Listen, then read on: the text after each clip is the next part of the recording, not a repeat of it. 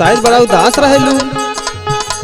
अरे का सकीना, जब से वो बाहर से कमाए के आयल बाड़े ना, तब से बड़ा उल्टा पुल्टा काम करत हमें। हाँ। अब बड़ा परेशान रहेलन। अच्छा, पता ना का चीज का खिया देले बा। सुना हमार बात, सुनावा। खानावा ना खात बाड़े, पिए नहीं पनिया रे सखिया। अरे ए सखिया, जादू कैले बंगालिनिया रे सखिया।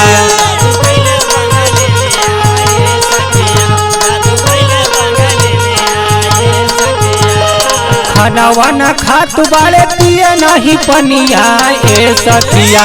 अरे ए सखिया, टोना कैले बंगालिनिया ए सखिया।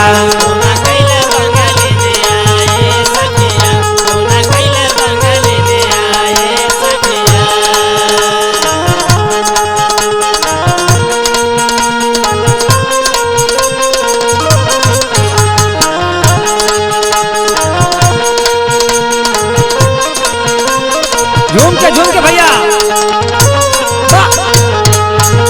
दिया हो गुड्डू भैया दिया। इतना हम दुख में रही ले, उनके समझाई ले, खाना पीना दे ले, कुछ समझ में उनके ना आवे ले। अच्छा, उल्टा हम ही के उल्टा पुल्टा कही ले। हाँ। हार गईनी सखी हो बलम के समझाई के।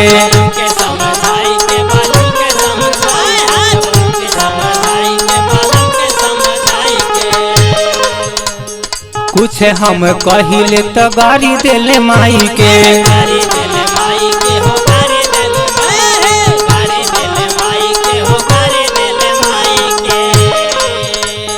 हार गईनी सखी हो बलम के समझाई के। हम कुछ कहिले तो गाड़ी देला माई के। देहा पतराई जाता टूटत लंगिया ए सखिया।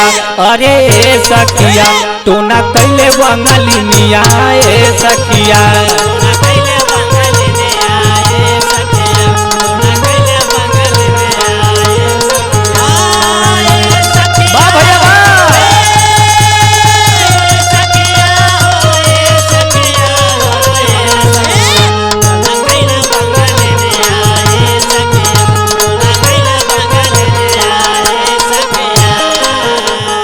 हमारे बलमुआ के सुधिया हेराई।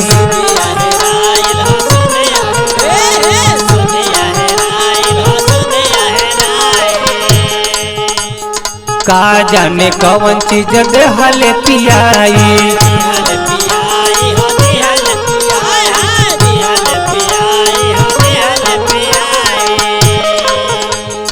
हमारे बलमुआ के सुधिया हेराई। कहा जाने कौन चीज देहले पियाई। रात भर भागे नहीं सुतेले पलंगिया ए सखिया। आए ए सखिया, जादू कैले बंगालिनिया रे सखिया।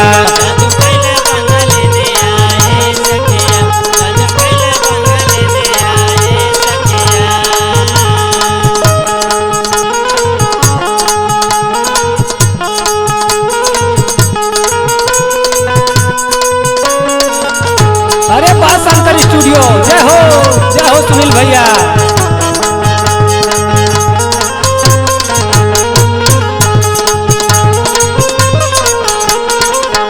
और सुना सखी, सुनावा।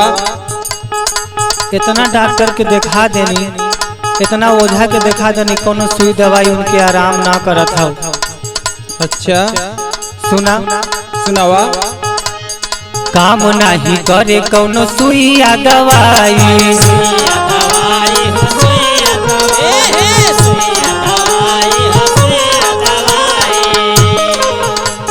लागत बलम मोर गईले पगलाई।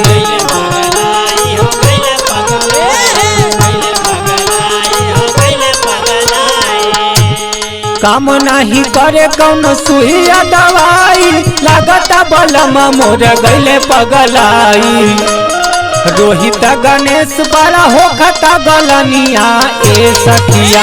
अरे ए सखिया, जादू कैले बंगालिनिया रे सखिया।